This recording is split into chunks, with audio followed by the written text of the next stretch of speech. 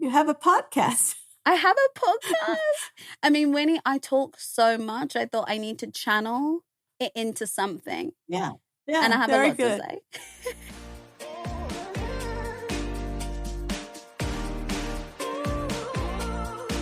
Today I have a very special guest.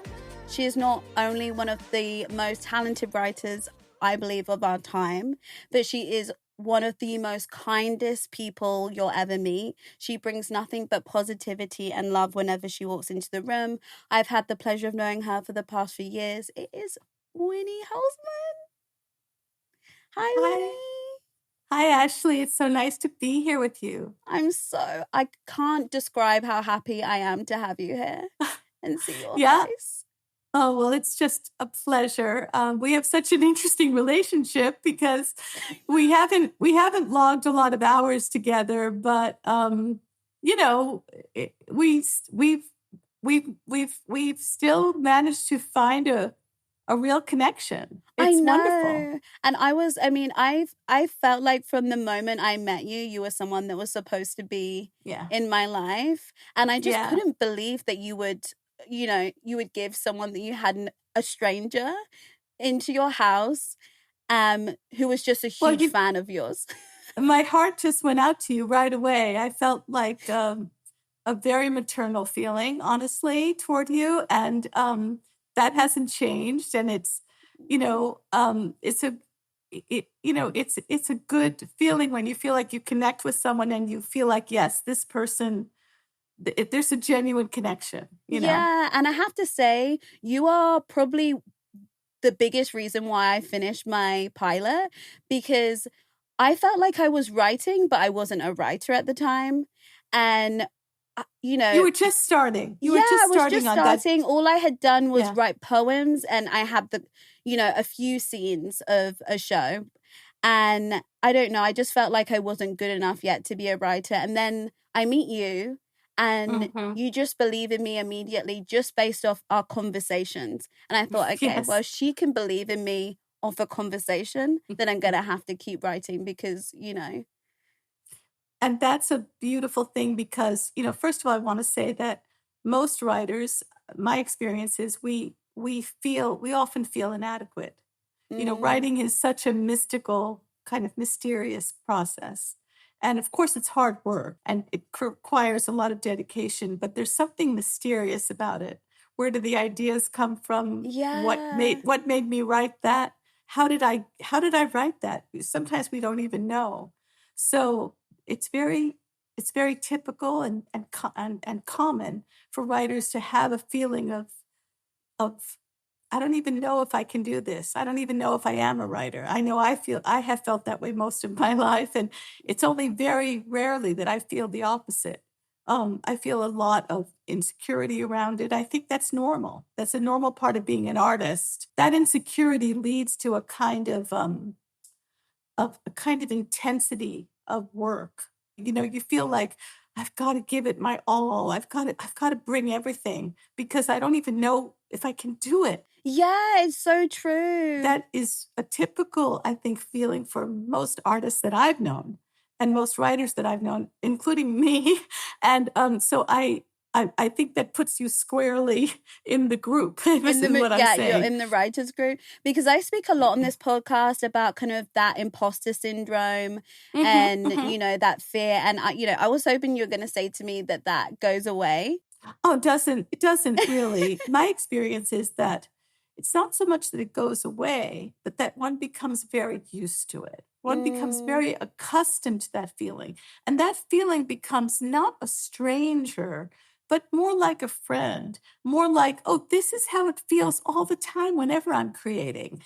This is part of it. This is part of the creative process. And so rather than make me feel like that means I'm going to fail or that means I'm not good enough, it makes me, it's familiar. It's just like, this is how I always feel when I'm writing. And then it goes away and, I'll have a day or two or a week when I feel like, oh, I'm so good. I'm so good at this. and then that'll go away again and be replaced with the, new insecurities or the same old insecurities. But the point is that after I've done many, many projects feeling that way, I go, it's just part of it. It's so okay. Yeah, and It's you more, just it, embrace those I feelings embrace as it. opposed And to I running don't, away from them. exactly. And I don't let it frighten me or stop me. And I don't think it means anything. That's the other thing. Like in the beginning, when I was much, much younger, more like your age, I would think, well, that means I'm not good enough to really be a writer. But that isn't the case. What it means nothing. It means nothing about your worth. It's just a natural part of the artistic process. Because, as we were saying before, there is a mystery to the process. There is an aspect of the process that we don't really understand, Yeah. that we can't really control. So that can create a feeling of like, how do I even do it? I don't know if I can do it again. I did it once. Can I, but then, Can I redo that magic again? Because I feel yes, like that's the thing. exactly. Like, it's not just doing it once. I mean, I feel like getting anything made is a huge achievement, regardless of whether it Exactly. is successful or not. But sometimes I feel like, oh, if it's successful, can I do that again? I mean, you're someone who I think has proved time and time again you absolutely can, because you have created some of the most beautiful and complex characters and writing, I think, ever. I mean, I'm going to be biased because I'm one of your biggest fans, but You are biased, and it's lovely. I'm basking in the glow. But honestly, it is a feeling of, yes, a feeling I've come to embrace. I mean, even right now I'm embarked on a new project. I'm experiencing all the same insecurities, but it's not the same because I have done it so many times. So yes, I don't attach the same meaning to it. to it, absolutely. I mean, can I take it back a little bit? Because I mean, you've been so gracious with me with your time. I just wonder, baby Winnie, when you were kind of starting out, how important were sort of mentors and people like that in your Mm. life to your journey in TV and theatre?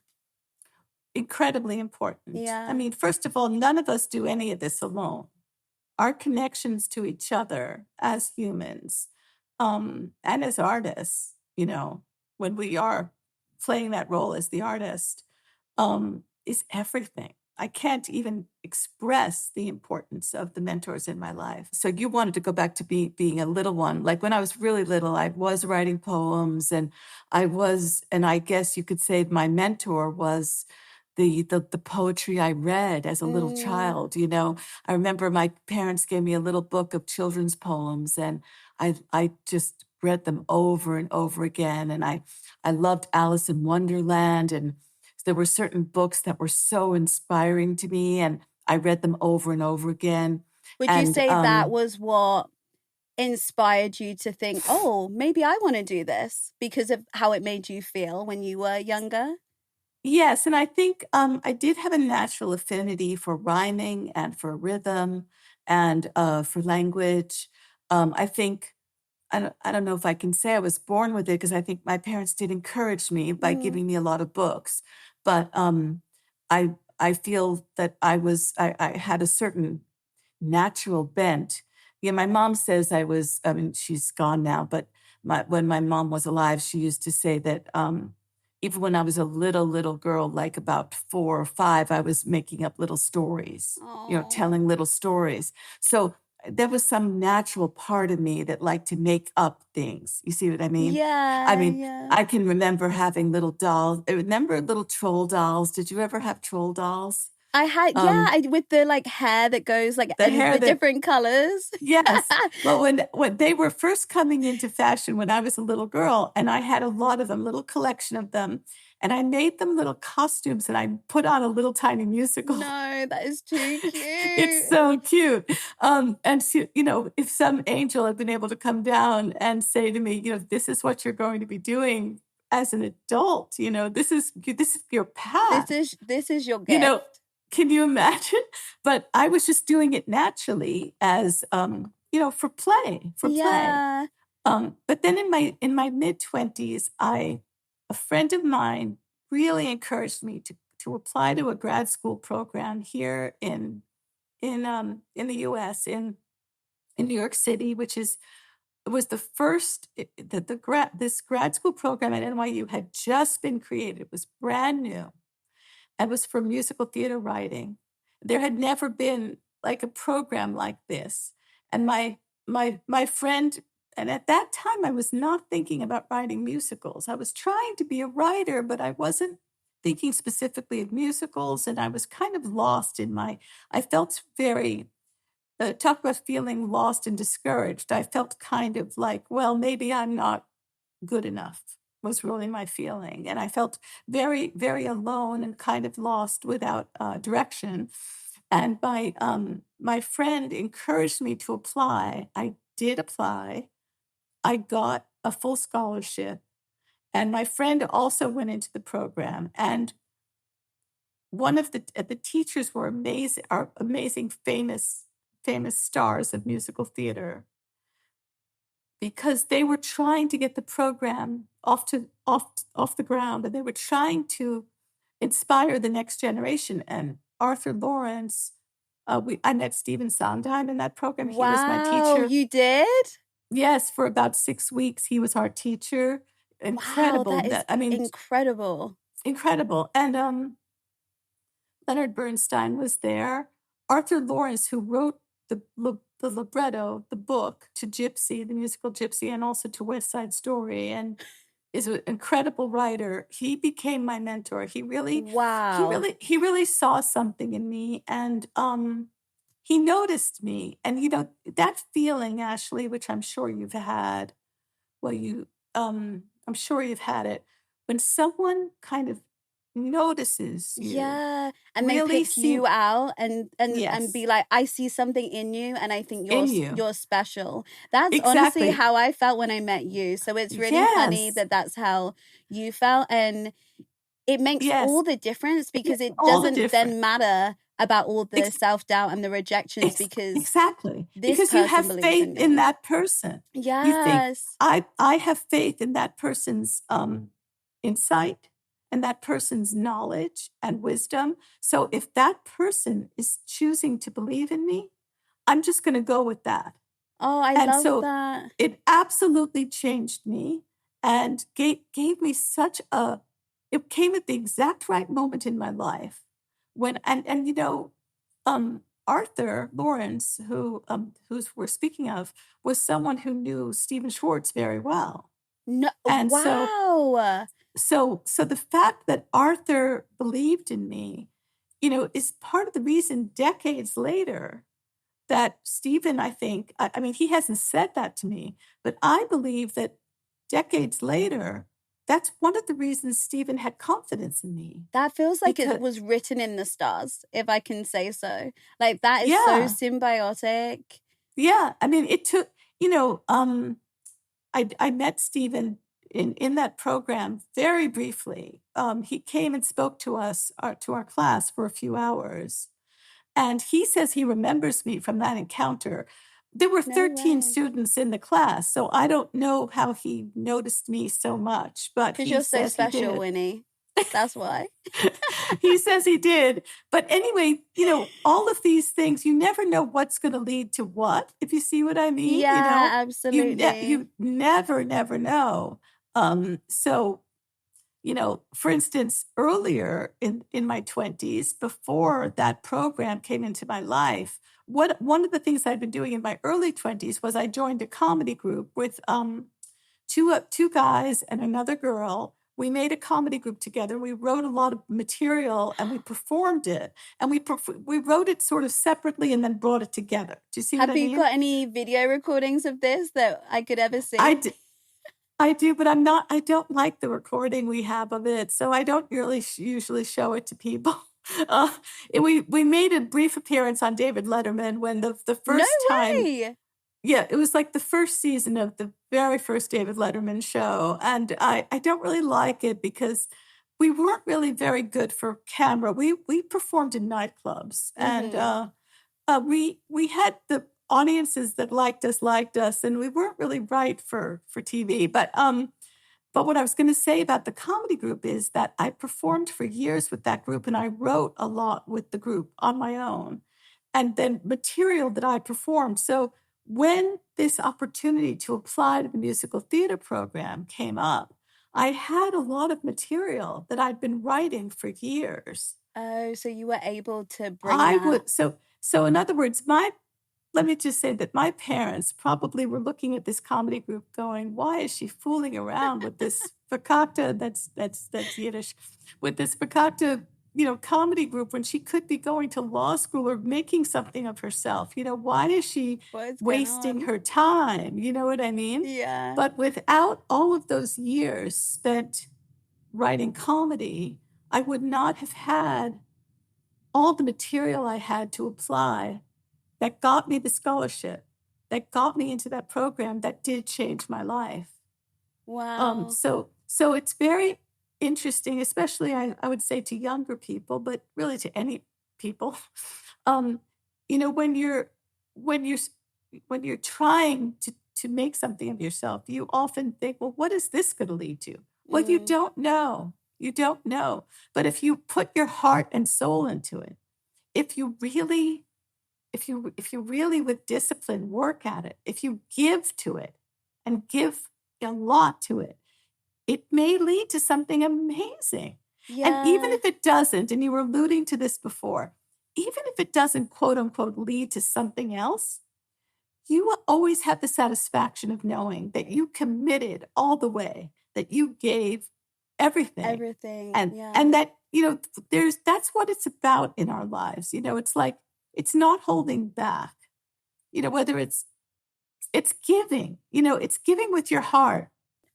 It's always going to lead somewhere. I feel like I am definitely in a position right now where I feel like, the podcast is called Losing the Plot, and it's kind of me I noticed that. I love that. Leaning into the chaos. And, I'm kind of in a position right now where I'm like, I don't know how or when things are going to work out. And it's just trusting the process and knowing that it's all a part of the story, either for good or for worse. It's all part of the story. Right. When you were in, in positions like that in your life, what was the best advice that you were given that really brought you back to center and was like, okay, I can keep going now?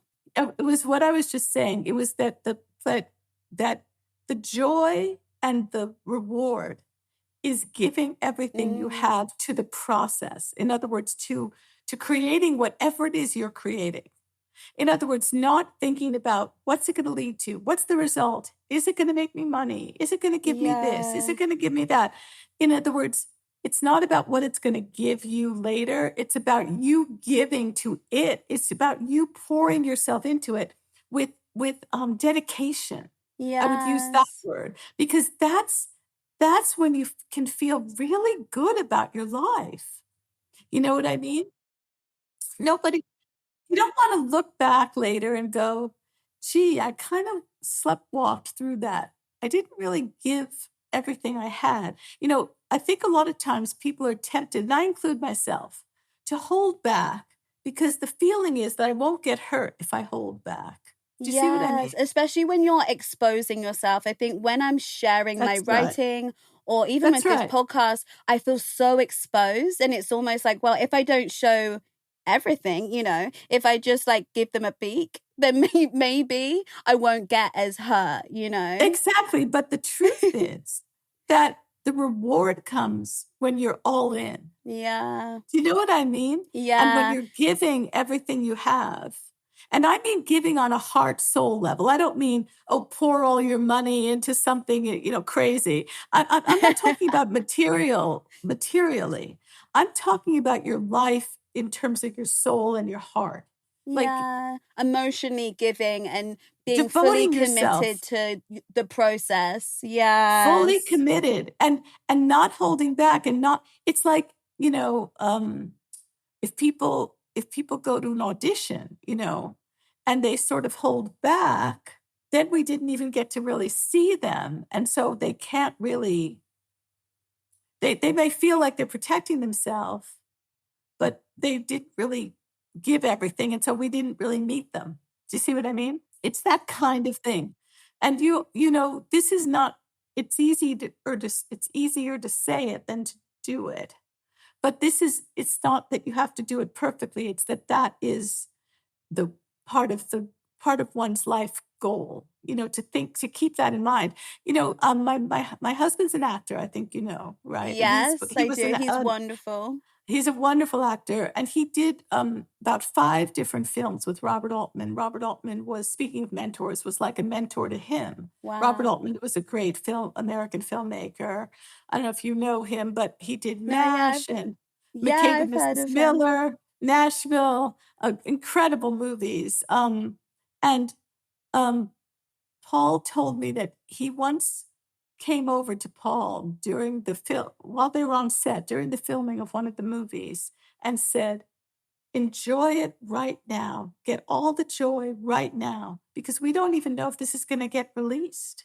Yeah, and that's the thing when you're a part of these movies or TV shows, even once you've filmed it, you don't know if it's even going to be released, And then you don't know how people are going to react, and I've never known. How can you know? You don't know. So the point is to enjoy in a full way the process of creating, the process of making something. Yeah, and not losing the love for it and why you got into it. Exactly. Yeah, I mean, speaking about Paul, I mean, listen, I am single at the moment, and I feel like I have a lot of aspirations to be successful, but also at some point I'd love to find love. I mean, you've been married for 41 years, is it? Yes.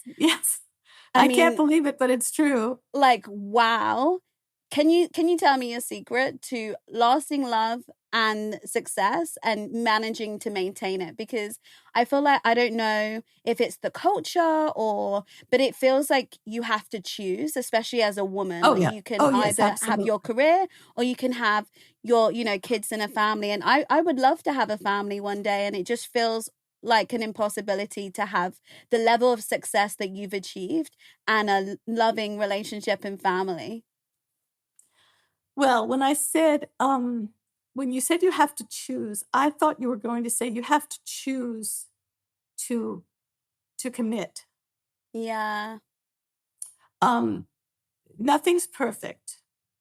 And nothing, there's no marriage. There's no such thing as a perfect marriage or a marriage that gives you everything, because people are people. They're human.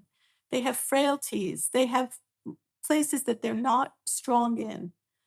I think I got really lucky with my husband, but because my husband really genuinely believed in me and wanted success for me. Yeah. He wasn't in a competition with me. Yeah, I was going to say, I feel like, not with everyone, but I've heard a lot of friends and people in creative industries, when you're both wanting the same sort of success or within the same era, that there is that it can be really hard. And I think there can be situations where they can resent you, but they don't even know they resent you, Oh, absolutely. Absolutely. I think it's so tricky. And I feel like I got really lucky because, first of all, I never dreamed of this level of success, honestly. I was just happy to be a working writer. I mean, I remember when I first got into the Writers Union, the WGA, Writers Guild of America, I was so thrilled. This was in my 20s, to have a union card that I didn't put it in my wallet. I left it out on my little coffee table. I had a 1-room apartment, and I didn't even have like a bedroom. Like the bedroom was the living room, was the kitchen, everything was one It was room. an all-in-one functional space. And I was so proud of being a writer that I left I've never said this in a podcast. I left the little union card out on the coffee table because I wanted people to go, oh, look at that, And you're like, oh, what, me? Oh, what? This thing? Yeah, I joined the union. I just so happened to be a writer, I guess. I don't know. I'm in the Writers Guild. Like, I guess I am a writer. I mean, that to me was success. That was a huge success. Yeah, and it is a huge success. It is, exactly. I think people forget that, don't they? They forget to celebrate the small wins. You're always looking for more. And if you don't stay in the present and be like, and look at what all you've achieved, you'll never be fulfilled, I guess. Yeah, absolutely. Well, I mean, I think, like, for instance, with marriage, I feel like, I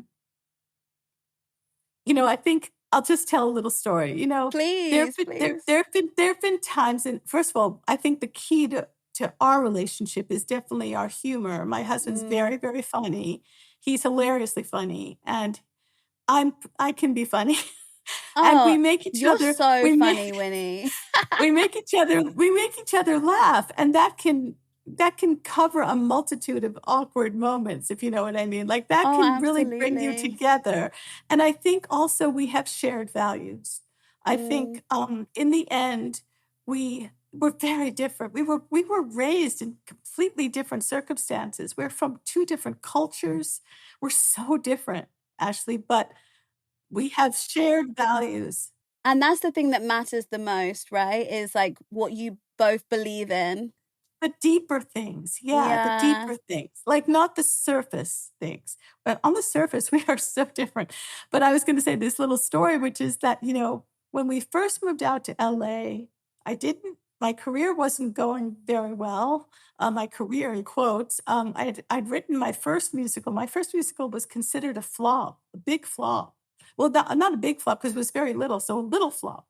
And we moved because of Paul's career. He got an offer to do a TV show out here. And so we decided to move. I was very relieved to move because I was very down because I'd been working on that musical for like 7 years. It got really bad reviews. And it was considered, like I said, it was just that's the end of that. And felt like I was, that we have this board game that little children play called Candyland. I don't know if you have it in your country, but it's like at one point you just go all the way down to the bottom again, and it's like that's how I felt. So we moved out to LA. I felt very lost, and in many ways we had Savannah was about 2 or 3, so I was a mom, and I was being a mom of a toddler. That was my identity. And I think there was a little bit of rockiness for me and Paul. It was a lot to deal with, a brand new place, a brand new baby. Uh, um, and I remember thinking to myself, what if we split up? I'd never thought of that before. But I remember thinking, what if we split up? And then I imagined it, the way you do because you're a storyteller. I Yeah, went, you oh, picture okay, the whole every yes. scene And I in went, that. okay, well, first it's really heartbreaking, but then I get used to it. And then I decide to try to date. And, it's pretty hard to date with a toddler, but I try to do I'm it. a single And then I think, mom. exactly. And then I think, okay, so now I've met someone. And I had this realization, Ashley.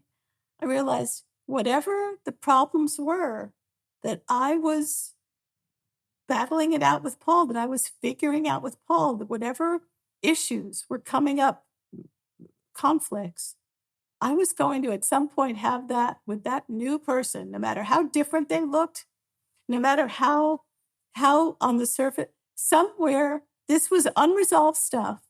I was going to be bringing it into the new relationship. I just had a realization of it. And I thought I may as well work it out with the man that I married, that I made a commitment to, that I made a sacred vow to, who I love, who I have a child with. I may as well work it out here. And Yes. that was a change in my attitude of like, I just had a bigger picture moment. And I thought, and I'm not saying that people shouldn't leave their spouses if they feel that something is very wrong. Yes, of Because course. Yeah, because you yeah. should. If something's but if for me, I realized that, you know what? We're just going through a challenging time. And my commitment needs to be, I'm going to work it out here. I'm going to work it out with this person. And, you learn so much being when you really look at yourself in a marriage. You know what I mean? You learn so much about yourself because Yes.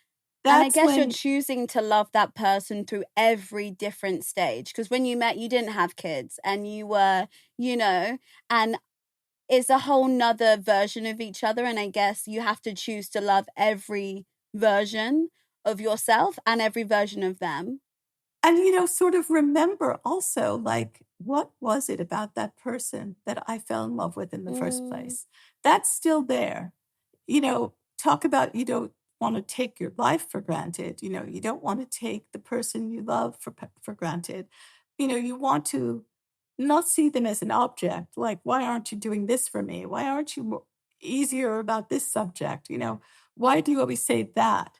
Like, you want to see them as the precious, soul that they are, who you Yeah, encounter. see beyond all the physical and the outside noise, and just, I mean, humor is everything. I think It's humor is everything. my top one of my partner, is a sense of humor, because I feel like I've dealt with so many dark times through humor, and it's the only thing that will help me be a mom, and I know that's for sure.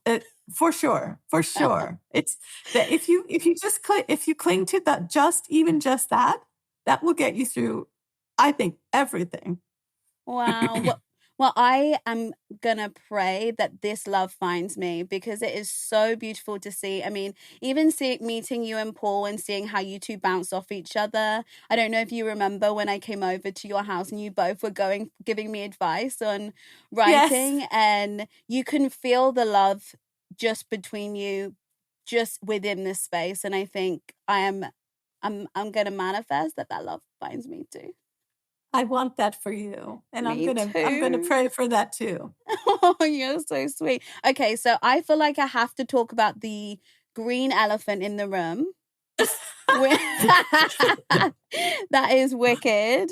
I mean, how can we not? But I mean, I wanted to ask you, have you read any fan fiction? Because I read the craziest fan fiction.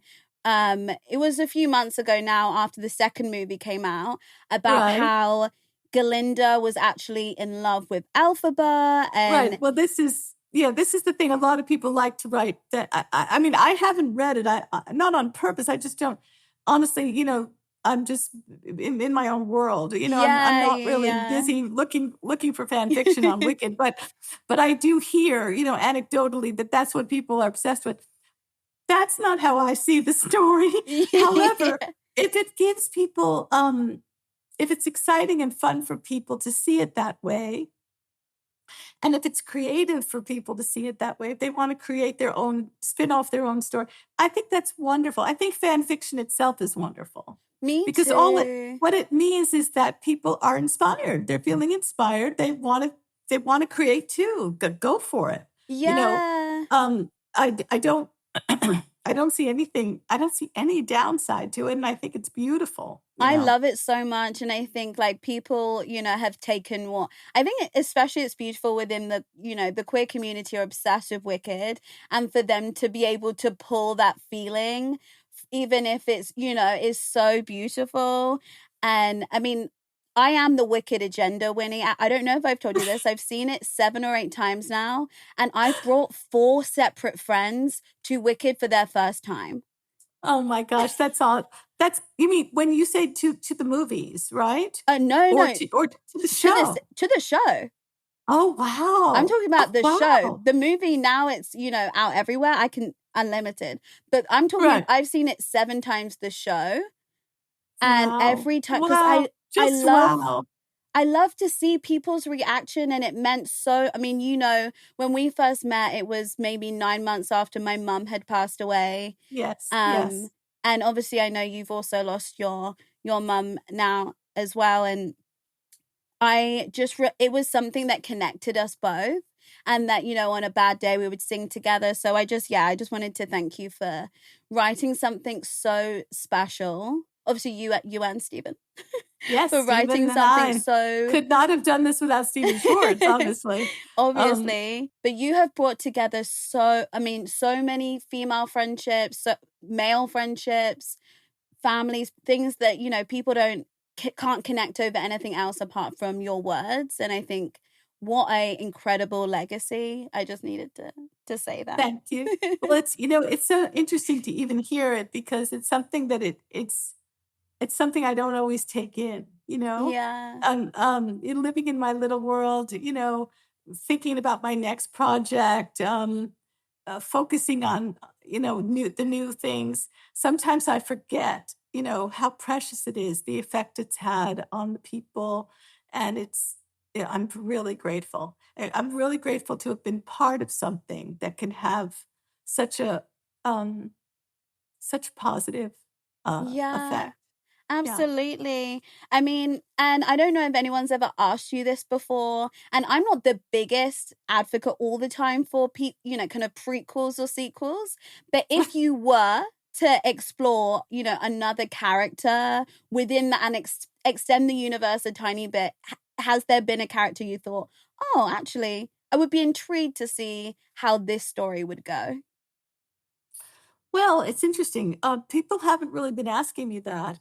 Yeah, and I don't really think in those terms, I have to admit, Mm-hmm. because I think it's because psychologically, for so many years, on a sort of a deep level, I was kind of nervous because Mm. I'm anxious, or I don't even know how to put it, because I don't mean to make it sound negative. Keyed up, maybe I'll say. Keyed up. No, knowing that we had to create these well, at the time, we thought it was gonna be one movie, but I felt a certain really, really strong responsibility, because the show was beloved by a lot of people, and I felt a real strong responsibility to ourselves, to each other, to Stephen and I, that if we were gonna make this movie, we wanted it to be, you know, really, really a beautiful movie. We wanted it to not just be, the same as the show, but um, have more, have what a movie can do. Do what a movie can do. And then it turned, because of John, it turned into two movies. And thank God, thank John, thank God. And but what I'm trying to say is that it's been such a buildup of intensity for me, having to think about the movies, and create the movies with Dana and John and Steven, and of course the incredible women, those two incredible women, Oh, those and two just incredible women. oh We will come on and to them just next.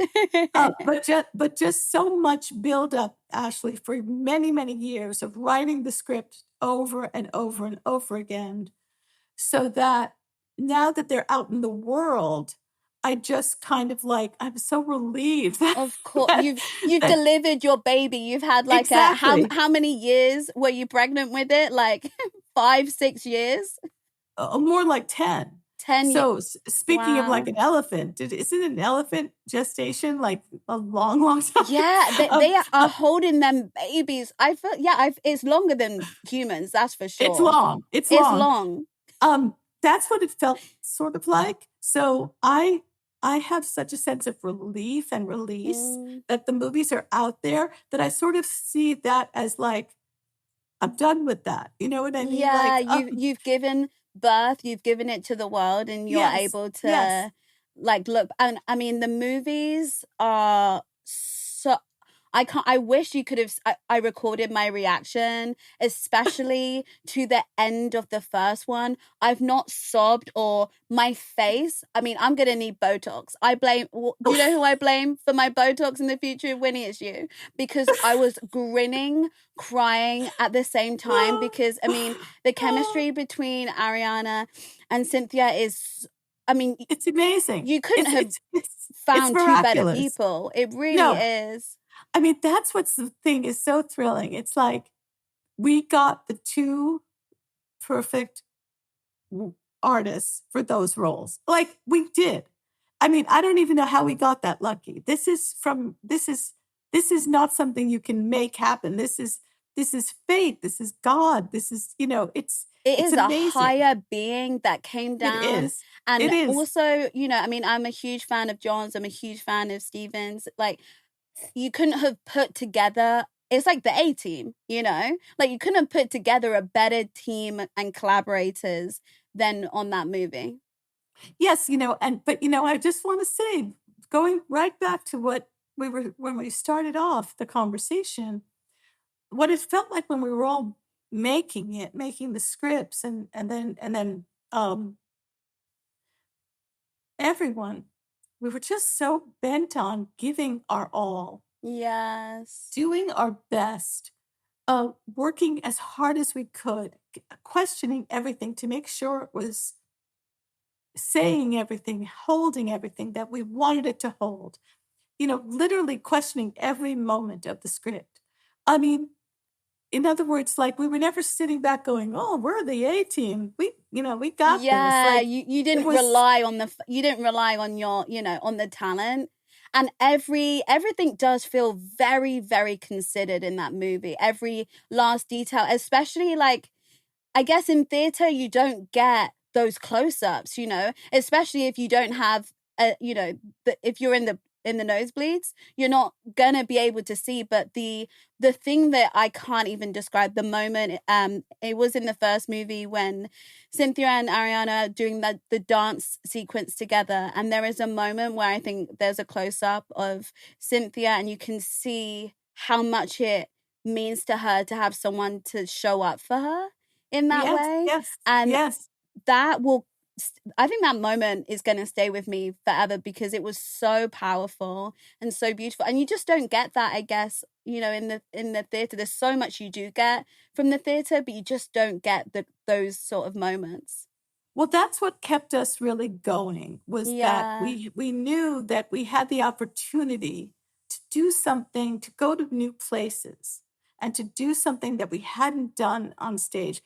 On stage, we're very, grateful for the way that the show has lived on, and we love that people still love it. It's wonderful. I mean, it's 20 wonderful. years deep, right? Yeah, exactly. More than 20. Yeah, exactly. And we're so grateful for the response, and also the show itself. We put so much care into the show, obviously.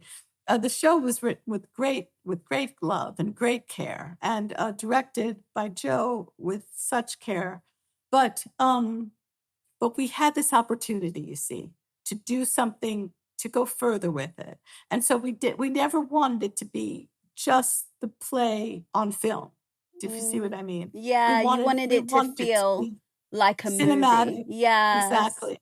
And so for that, all of us had to open our minds, open our hearts, just let's almost like start again, but yet keeping to the spirit and the emotion of the show, keeping that alive, but going into places that only a movie can go. Yeah, I mean, you and Dana did a beautiful job on there. And okay, I do have a question for you though, because there was something that was going around online with Michelle Yu about in her press about the MMWW.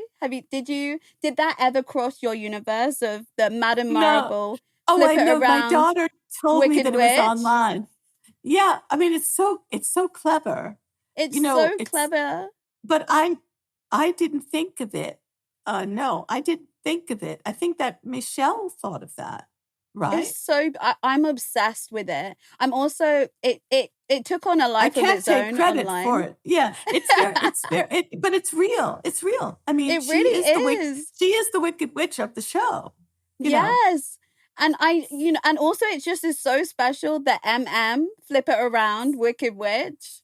That was my vocal stim for about a month, because I just. Well, it's not. I can't take credit for that. I mean, okay, well, I had to ask if it was something you had thought about, or no, it never crossed my mind. Oh, and Winnie, I have to say before I want to make sure I don't forget. I was in therapy today, and I was just, talking about, that I had a big day and I had an interview. I was really excited, and I said who it was with, and my therapist had never seen Wicked, so I think she was like, "Oh, that's great, for you." And then I said, and she wrote My So-Called Life. My therapist stopped, and we spoke for my session, we spoke for maybe 5 to 10 minutes about how much of a marvel My So-Called Life was. It really, she was really upset because you can't find, at the moment anyway, you can't find it online anywhere. It's on Hulu. Do you get Hulu? Do you guys get Hulu? It's a different version, so we don't have the same shows. Oh, because here we can see it anytime you want on Hulu. Oh no! So in the UK, you can't even buy it on Amazon or Apple. Oh, that's a shame. I know. So this is a petition. That is. I'm going to petition that they can please. Why is that so hard? It's on Hulu. let's just get it over there. Get it over to the UK. Can we speak to Hulu US and ask them if they can put it to the UK? But it's such a special show. I think it's one of the best pilots of all time, really, that show. I mean, it's such a you know, a cult classic with the style and the writing. But I mean back there when you wrote it, Savannah was only quite young at that time, right? Like she was about 7 years old, I think. I did not have a teen daughter. You know, I was in my late 30s. You know, I was remembering, I was bringing back into my consciousness what it was like to be a teen. Yes, what it was like to be a teenage girl, and I was just and I was remembering the friends I'd had, the people I'd been around me, the other teenagers who I encountered, and I was just trying to put myself back in that place, and because all the kids around me were like, you know, 6 and 7 years old. I was just. Oh, Winnie, we're getting a bit of like. Oh, my hair? Yeah. Is there like a mower on or something? Oh, yeah. My gardener is out there. They're mowing my lawn. I'm sorry. No, it's not my hair. But I can't really ask them to not do it. No. We're not going to ask the gardener to stop mowing. And in fact, I'm quite happy that he has a feature on my podcast. That's exactly what I wanted. Well, it's so funny that I'm so used to that sound that I didn't even know what you were talking about. That's such an LA sound. Yes. And I'm so ADHD and I was so locked into this conversation that it went over my head as well. I was like, good. And it was my poor Dana, who's my sound engineer, was like, can you hear that? So I'll just say this episode of Losing the Plot is with Winnie and Winnie's gardener, which is what's his name? His name is Luis. Luis. Okay, amazing. We have 2 people on the podcast. Really, it's a 2 for 1. But no, going back to My So-Called Life, obviously now you have had a teenager and kind of, I guess, reflecting on teenagers within, you know, nowadays it's a completely different experience, I think, to even when I was a teenager. Sadly, yes. I do think it's gotten harder for teenagers, for children and teenagers because of social media. Yeah. It's just my opinion, for children and teenagers because of social media and because of all the changes in the culture around that. But interestingly, I've heard anecdotally from people who go back and watch the show now, young people, they really relate to it. Even though that was a world without phones, that was a world without social media. But the truth is, somehow the emotions, yes, they remain the same. And it's such a specific feeling to be a teenager. Like, oh my, and I was a teenager that felt my emotions. I mean, being a writer, I guess it makes sense. My diary, oof, if you could read that, let me tell you, it was. I can remember just literally being brought to my knees with the pain of life. I mean, just, you know, the disappointment of a guy that didn't like me back. Oh my goodness. You know, the pain. I mean, of just, honestly, I feel like my situation when I was a teen was even more heartbreaking than I depicted.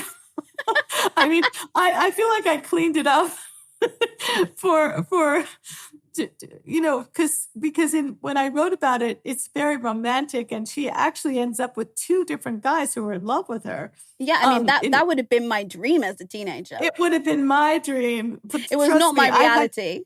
The amount of guys in love with me were 0. Me too. And I felt like a person, you know, just so ready for a completely beautiful love affair and nothing, you know, and just the emptiness of that. Yeah, I was the same. And I feel like, and maybe it's the same for a lot of writers, I could feel things so much more deeply than the people that I was interested in. And, Yes. they look at me and I could write 2 pages about how they looked and how it made me feel. And for them, they could just be like, yeah, I guess I smiled at you. Exactly. Like they don't care. Exactly. They don't care. And exactly. I guess that's... That is putting it perfectly. I guess I smiled at you. Yeah. No, I just was, it was really brutal, really brutal. And it really is. Yes, that, I think I managed to capture a micro bit of that in my show. And, for that, I'm grateful. And of course, Claire Danes, who starred in it, has remained a close friend. Oh, that's beautiful. And to this day, my new project is I'm trying to write something that we would do on TV again together. And it's been my fingers are crossed. Yeah, it's been really hard to I'm not going to say hard, challenging to get a new project off the ground. It's not the easiest thing in the world. Trust me. Really? It's just not. Because I would hope after having, all the incredible success and everything that you've had, that it would just be smooth sailing. It really isn't. And, it's so funny because I would have hoped that too. I'm like, okay, if anyone is listening that is halting any of this process, this is me saying we need to speed it along because the people want to see. Well, I'm working on it. Just trust me on that. I'm going to do everything I can to make it happen. And Claire's on board. So amazing. I'm hoping. Are you allowed to say any more, or is it all kind of hush-hush for now?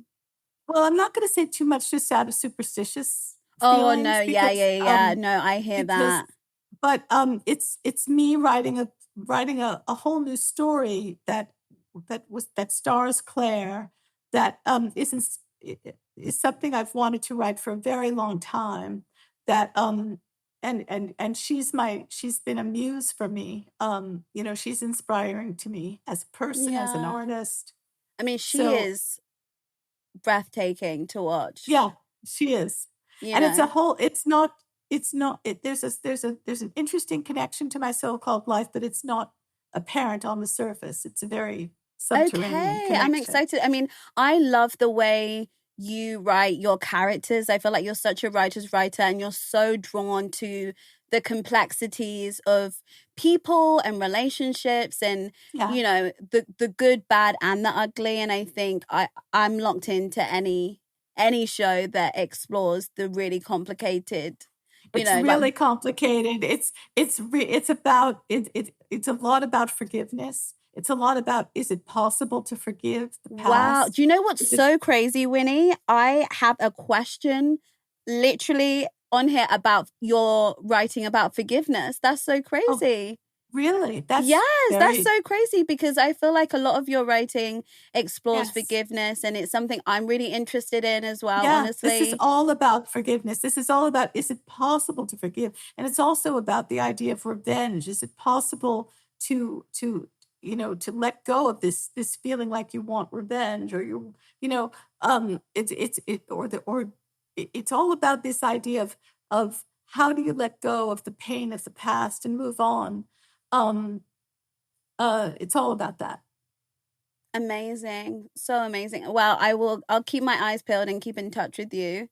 And thank you. Because, we deserve it. I mean, if you could have changed, or, with everything you've learned and know up until now, is there, and you could write one more episode, just standalone episode of My So-Called Life. Obviously, this would never happen. Everyone's like, I guess, got a little bit older. They're no longer teenagers. Yes. But in a world that you could, is there one episode that you would write with everything you've learned now that you're like, it would have been really cool to have been able to have written about that? Well, I would rewrite some of this stuff because because you always feel like you could have done better. You know what I mean? Like, there's moments I feel like I could have. But honestly, in a funny way, with My So-Called Life, even with its little flaws, I sort of feel like, well, it's perfect in its imperfection. You know what I mean? Like, I don't really want to touch it. I